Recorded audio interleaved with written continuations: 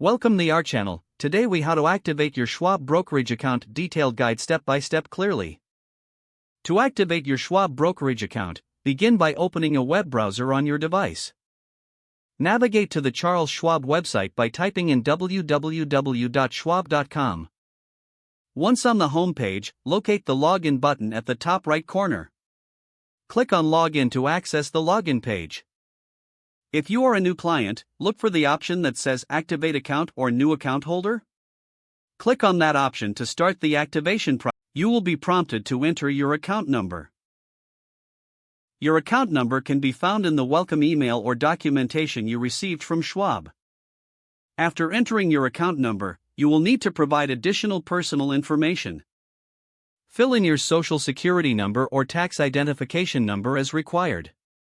Next, input your date of birth. Ensure all information entered is accurate to avoid delays. Once you have completed the required fields, look for a button that says Continue or Next. Click on that button to proceed to the next step. You may be asked to create a username and password for your account. Choose a strong password that meets Schwab's security requirements. Confirm your password by entering it again in the provided field. After creating your credentials, read through the terms and conditions. If you agree, check the box indicating your acceptance. Click on the Submit button to finalize your account activation. Once your activation is successful, you will receive a confirmation message.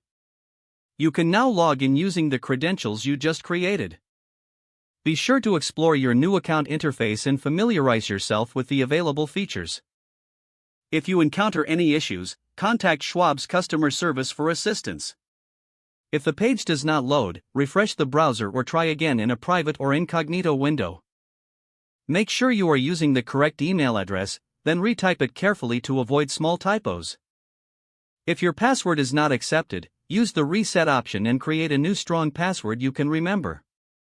Check your spam folder for verification or security emails, then complete any requested confirmation steps.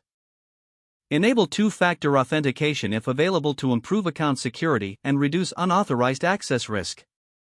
After signing in, review your profile details so your contact information and settings are accurate and current.